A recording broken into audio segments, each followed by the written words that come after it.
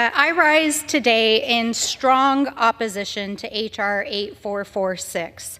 This bill has a fairly innocuous seeming purpose on its face. It would amend the Energy Act of 2020 to add critical minerals as designated by the Department of Energy to the USGS, which is the agency that handles minerals issues for the United States, to a list of critical minerals. My colleagues across the aisle will argue that this bill is simply for consistency, to streamline, that we have too many lists to manage critical minerals and materials, which of course are so important to our country. So it's important to harmonize these lists and make sure that we are operating the federal government in a streamlined manner. But it's critical that the American people understand that this is not the full story. In fact, this bill is the direct result of years of heavy lobbying and influence to the critical minerals list. Because as you see, the critical minerals list is defined as all non-fuel minerals that are used as essential materials for national security or that may pose a supply chain vulnerability to disruption. The critical minerals list is designed to focus attention and vital resources on the most essential and at-risk mineral supply chains. USGS's critical minerals list and DOE's critical mineral list may sound similar, but they have different purposes because of the differences in how these lists are used and the federal mandates for these agencies. They have different purposes that are not interchangeable. The Energy Act of 2020 directed USGS to update the list of critical minerals to guide its use for infrastructure investments under the legislation that we passed here in 2021.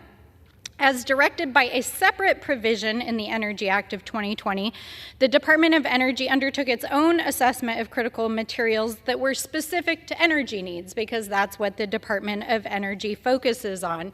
USGS is the agency that has existed since the 19th century here in the United States to take stock of, to identify, and to support the federal government in understanding our geology, our minerals, and what we do with them. It affects the entire economy, and it may sound very simple to streamline and combine these lists, but not only do they have different purposes, they have far-ranging consequences.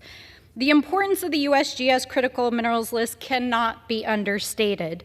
This list drives billions of dollars in federal investment and permitting decisions. So let me tell you a little bit about what happens if you get placed on the USGS list, which does not apply to the DOE list. It means that companies are eligible for millions of dollars in tax credits and grants under various bills that Congress has passed, including the Inflation Reduction Act, the CHIPS and Science Act, and many others.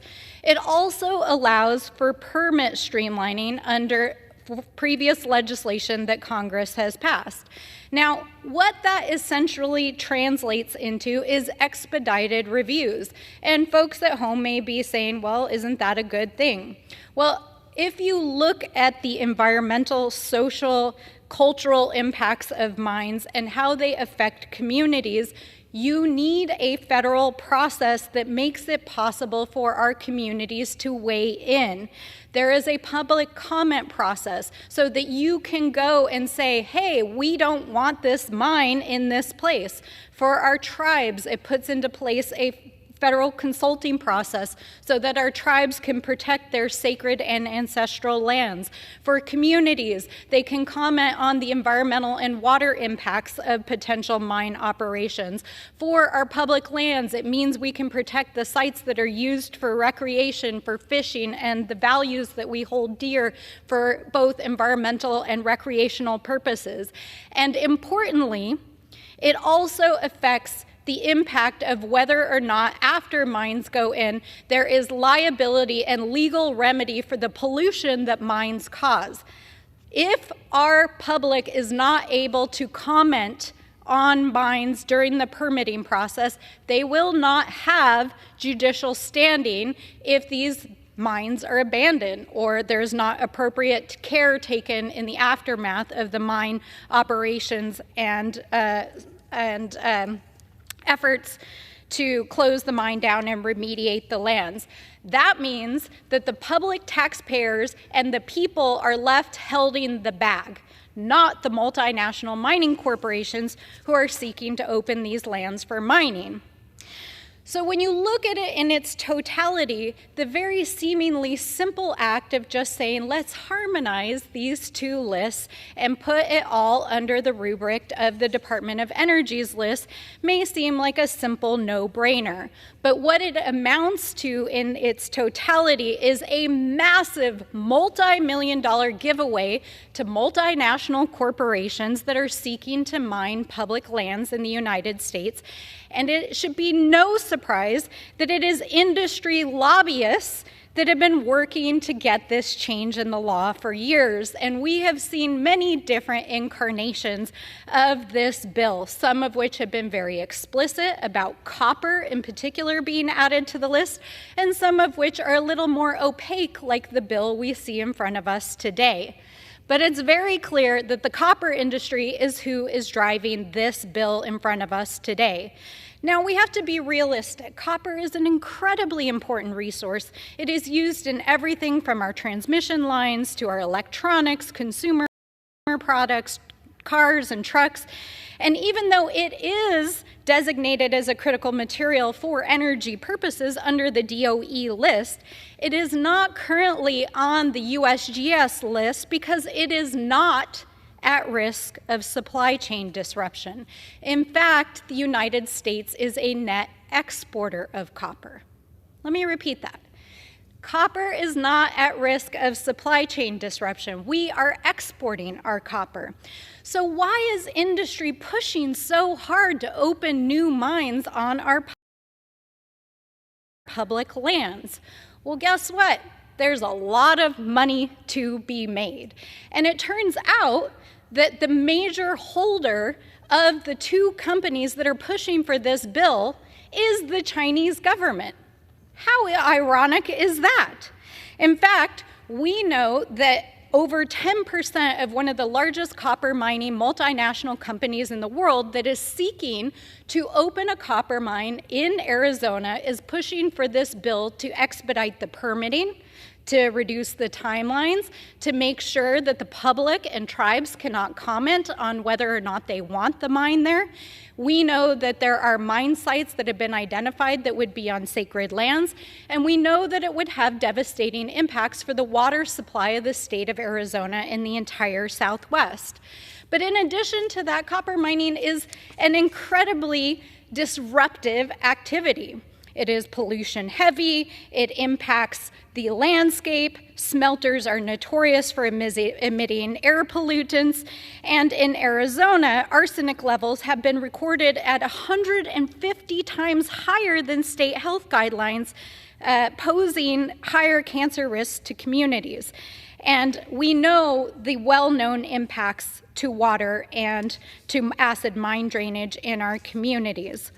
But on top of all of this, and I think this is the part that should raise all of our concerns, is that the copper industry is trying to use their influence through lobbying, through campaign donations to our colleagues, and it should be of no surprise that the primary sponsor of this bill and the other bills like it come from the very state where these mining companies are seeking to mine, are on sites that have already been identified as unsuitable for copper mining. They are tribal sacred sites in a number of cases. There has literally been decades of effort from the copper industry because there are high-quality copper deposits in many of these places, including in Oak Flat, which is a place that has been held sacred by the Apache people since time immemorial. Why are our friends across the aisle trying to advance a lobbying bill on behalf of a multinational set of corporations which are held in part by Chinese government inholdings on American lands that would violate the basic human, cultural, and religious rights of our indigenous communities? I let the American people decide why they think that's happening, but It is certain that we just came out of an election, isn't it? So I think that it's crucial that people understand that this isn't a simple streamlining bill. This isn't about just, oh, we should harmonize this list with that list. This is about foreign influence on the mining industry, on the copper industry here in the United States. And I ask my colleagues across the aisle who have voted time and time again on this very floor to prevent foreign companies held by our adversaries, including China, from buying American lands, from trying to take American water rights. Why on earth would you be advancing a bill that would literally give away mining concessions to companies that are held by foreign adversaries? And why would you do it when we know that our communities have already resoundingly said no? We do not want these mines in our communities. They will harm our cultures, our communities, our waters, and our public lands. So I look forward to hopefully getting some answers to these questions, but the American people should understand what this bill actually is. And I urge my colleagues to oppose H.R. 8446, and I reserve the balance of my time.